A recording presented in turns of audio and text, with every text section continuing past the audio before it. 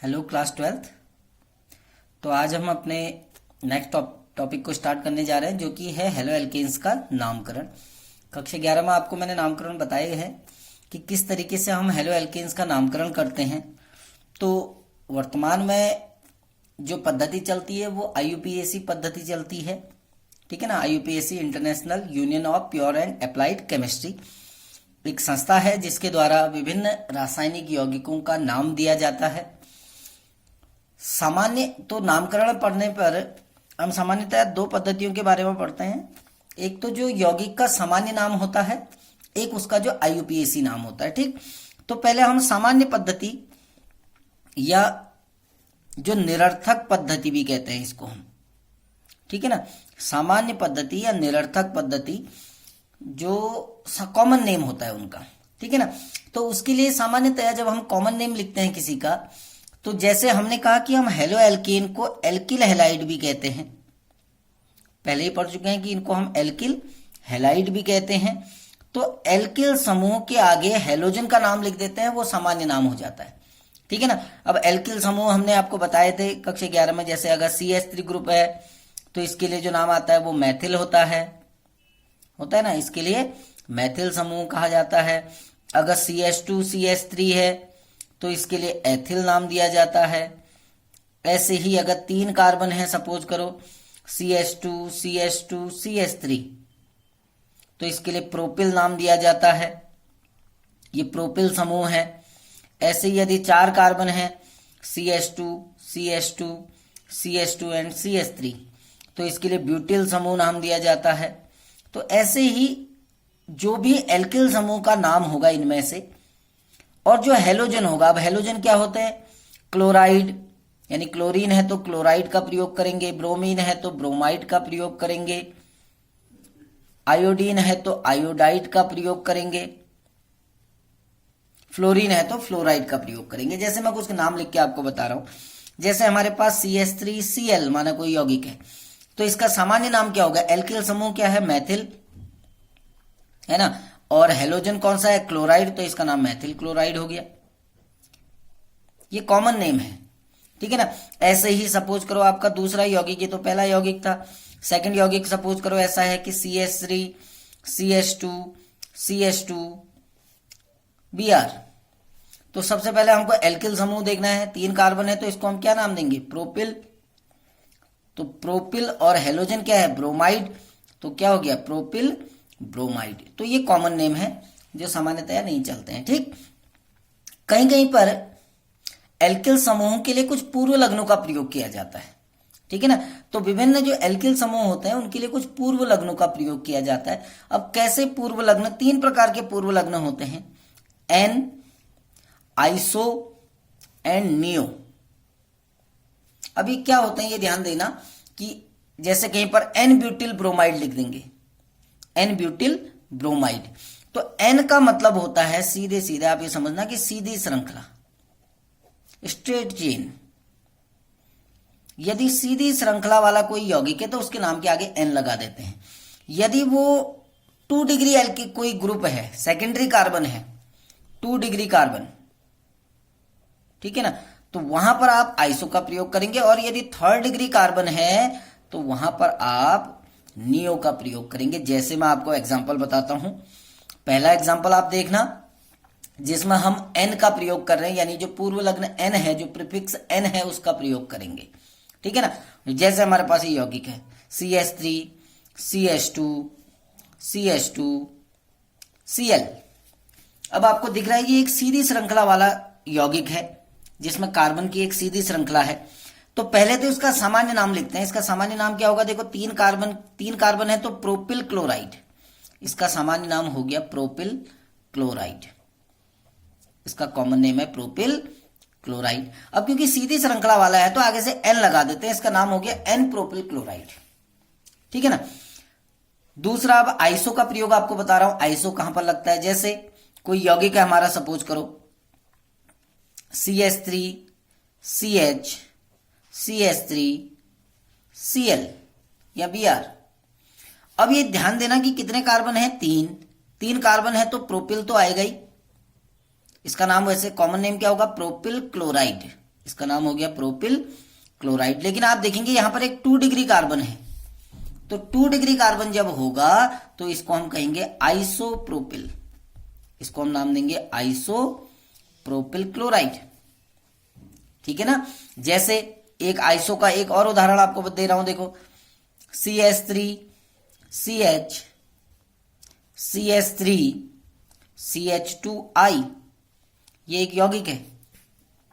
ठीक है ना। सबसे पहले तो आपने देखना है 4 कार्बन है, तो इसका नाम हो जाएगा ब्यूटिल आयोडाइड, ब्यूटिल आयोडाइड। आपको कार्बन देखना है, उसके आधार पर आयोडाइड, कार्बन के आधार पर आप एल्किल समूह का नाम लिखेंगे। ठीक। अब आपको इसमें एक 2 डिग्री कार्बन दिख रहा है, देखो जब इसमें 2 डिग्री कार्बन दिखेगा तो इसको हम कहेंगे आइसो ब्यूटिल आयोडाइड। ठीक है ना। तो आइसो का यूज भी समझ गए होंगे। अब हम नियो का यूज समझते हैं, नियो, कि नियो कहां पर प्रयोग होगा। पहले ही कह रखा है जहां पर 3rd डिग्री कार्बन आपको दिखेगा नियो का प्रयोग करेंगे। अब 3rd डिग्री कार्बन क्या होता है, ऐसा कार्बन जो 3 कार्बनों से जुड़ा हो कम से कम, CH3 ये जो कार्बन होगा मिडिल वाला जिसको स्टार कर रहा हूं मैं, ये आपका नियो कार्बन है, या जिसको 3rd डिग्री कार्बन कहते हैं। ठीक है ना। तो यदि कोई यौगिक ऐसा है जिसमें 3rd डिग्री कार्बन है तो उसके नाम के आगे नियो लग जाएगा, जैसे CH3CH3Br। अब देखो सबसे पहले तो आपको कार्बन देखना है, 4 कार्बन है, तो इसका नाम हो जाएगा ब्यूटिल ब्रोमाइड, इसका नाम हो जाएगा ब्यूटिल ब्रोमाइड। अब क्योंकि इसमें 3rd डिग्री कार्बन है तो इसका नाम हो जाएगा नियो ब्यूटिल ब्रोमाइड, इसका नाम हो गया नियो ब्यूटिल ब्रोमाइड। इसको कभी कहीं कहीं पर ऐसे भी लिखा रहता है टर्श ब्यूटिल ब्रोमाइड, टर्शियरी इसका मतलब होता है टर्शियरी यानी 3rd डिग्री। ठीक है ना। 3rd डिग्री को अंग्रेजी में हम कहते हैं, इसको कहा जाता है टर्शियरी। तो टर्शियरी का मतलब होता है 3rd डिग्री, शॉर्ट में इसको टर्स लिख देते हैं। तो टर्शियरी ब्यूटिल ब्रोमाइड इस तरीके से भी लिखा जाता है। हालांकि कैसे भी लिखो, क्योंकि कॉमन नेम है, जैसे हम लोगों के नाम होते हैं ना, कोई किसी नाम से बुलाता है, कोई किसी नाम से बुलाता है, तो कॉमन नेम होते हैं, वैसे इनकी भी कुछ ऐसी सामान्य नाम है। लेकिन IUPAC नेम एक ही होगा, वो चेंज कभी नहीं होगा। ठीक है ना। जैसा हमारा सर्टिफिकेट का नाम होता है, वो नाम कभी चेंज नहीं होता, तो वो नाम हमेशा रहता है हमारे साथ। वैसे ही कार्बनिक यौगिकों के भी 2 नाम होते हैं, एक निक नेम जिसको हम कहते हैं, जो उसका कॉमन नेम है, और एक IUPAC नेम है। ठीक है ना। तो IUPAC नेम आपको मैंने क्लास 11th में बताए हैं, इसलिए यहां बहुत डिटेल में नहीं जाऊंगा मैं। ठीक है ना। क्लास 11th की बुक देखना, उसमें आपको सीधे सीधे समझ में आ जाएगा। बस केवल आप ये याद रखना है कि जो भी हैलोजन है उसको पूर्व लग्न के रूप में लिखते हैं। ठीक है ना। हैलोजन जो है उसको पूर्व लग्न के रूप में लिखते हैं, जिस पोजीशन पर है स्थान के साथ, स्थान के साथ जहां पर वो है, स्थान के साथ उसको लिखते हैं। धन पूर्व लग्न लिखने के बाद, ठीक है ना, उसके बाद आप एल्केन का नाम देते हैं। कौन सी एल्केन है, मीथेन, एथेन, प्रोपेन, ब्यूटेन, कौन सी एल्केन है। अब पूर्व लग्न में हैलोजन भी लिखेंगे, और अगर हैलोजन के साथ साथ यदि कोई एल्किल समूह है तो वो भी पूर्व लग्न के रूप में लिखा जाता है। ठीक। कुछ उदाहरण आपको दे रहा हूं, उससे आप समझेंगे। पहला एग्जाम्पल देखिए, ये आपको सब कॉपी में लिखना है और आपको अभ्यास करते रहना है अपनी किताब में से दूसरे उदाहरण देखना। जैसे ये है CH3Cl। अब एक ही कार्बन है तो नंबर इसी को दिया जाएगा। ठीक। तो क्या है 1 क्लोरो, क्लोरो कौन से नंबर पे जुड़ा है, 1 पे। अब याद रखना IUPAC में क्लोरीन को क्लोरो बोलते हैं, तो इसका नाम हो जाएगा 1 क्लोरो। अब कितने कार्बन है, एक कार्बन। एक कार्बन वाले एल्केन को क्या बोलते हैं, एक कार्बन वाले एल्केन को बोलते हैं मेथेन। तो 1 क्लोरो मेथेन इसका नाम हो गया। ठीक। दूसरा एग्जांपल दे रहा हूं। दूसरा एग्जांपल सपोज करो ये है CH3CH CH3 CH2Br, और कॉमन नेम क्या आएगा इसका, इसका आएगा कौन सा है, 2 डिग्री कार्बन है तो आइसोब्यूटिल ब्रोमाइड। लेकिन IUPAC नेम करते हैं तो नंबरिंग वहां से करेंगे जहां से हेलोजन नजदीक होगा, 1 2 3। अब ये भी साइड चेन है, ये भी पूर्व लग्न, ये भी पूर्व लग्न। ठीक है ना। अब ये पूर्व लग्न का नाम क्या है, मैथिल। ये पूर्व लग्न का क्या है, ब्रोमो। अब पहले कौन सा अल्फाबेट आता है आप समझना, ये B से शुरू होता है, ये M से। तो पहले क्या आएगा B पहले आएगा, तो आप क्या लिखेंगे, 1 ब्रोमो 2 मिथाइल या 2 मैथिल। अब उच्चारण कोई मिथाइल करता है, कोई मैथिल बोलता है, आपकी मर्जी। 1 ब्रोमो 2 मैथिल प्रोपेन, 3 कार्बन है तो प्रोपेन, 1 ब्रोमो 2 मैथिल प्रोपेन। तो इस तरीके से इनका नामकरण करते हैं, ठीक है ना। कहीं पर माना कुछ यौगिक में 2 हेलोजन एक साथ आते हैं तो वहां पर अल्फाबेट के अकॉर्डिंग उनको आप अरेंज कर सकते हैं, ठीक। तो नामकरण में मैं बहुत डिटेल में नहीं जा रहा हूं क्योंकि कक्षा 11 में आपने पूरे नामकरण करे, आप अभ्यास कीजिए, आपको समझ में आ जाएगा, ठीक। अब हम इसके बाद नेक्स्ट टॉपिक की ओर बढ़ते हैं जो कि है समावयवता, कि हेलो एल्केन्स में कौन कौन से प्रकार की समावयवता या आइसोमेरिज्म पाई जाती है। तो हेलो एल्केन्स 2 प्रकार की समावयवता प्रदर्शित करते हैं। पहली चेन आइसोमेरिज्म, जिसको हम श्रृंखला समावयवता कहते हैं, ठीक है ना। तो पहली समावयवता कौन सी पाई जाती है, श्रृंखला समावयवता, और दूसरी पाई जाती है स्थान समावयवता, स्थान समावयवता। तो 2 प्रकार की समावयवता हेलो एल्केन प्रदर्शित करते हैं, श्रृंखला समावयवता और स्थान समावयवता। अब सबसे पहले हम श्रृंखला के बारे में पढ़ते हैं कि श्रृंखला समावयवता क्या होती है। श्रृंखला समावयवता, चेन आइसोमेरिज्म। चेन आइसोमेरिज्म होती क्या है, कक्षा 11 में आइसोमेरिज्म आपको पढ़ाया है। चेन आइसोमेरिज्म या श्रृंखला समावयवता होती है कि 2 या 2 से अधिक ऐसे यौगिक या ऐसे हेलो एल्केन्स जिनके अणुसूत्र समान होते हैं परंतु कार्बन की श्रृंखला में डिफरेंस होता है, ठीक है ना। यानी हम कहते हैं जिनके अणुसूत्र समान होते हैं, ऐसे हेलो एल्केन जिनके अणुसूत्र समान होते हैं परंतु कार्बन की श्रृंखला भिन्न भिन्न होती है, परंतु कार्बन की श्रृंखला में अंतर होता है या कार्बन की श्रृंखला भिन्न भिन्न होती है, आप कुछ भी लिख सकते हैं, कार्बन की श्रृंखला में अंतर होता है।